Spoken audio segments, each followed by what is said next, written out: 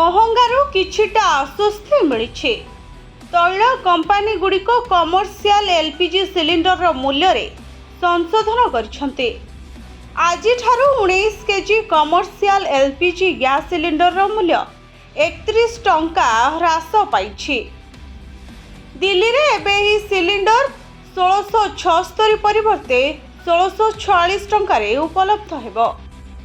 कोलकाता रे ही सिलिंडर एबे 1756 टंकार मिलुथुवा बेले पूर्वरु एहार मूल्य 1778 टंका थिला।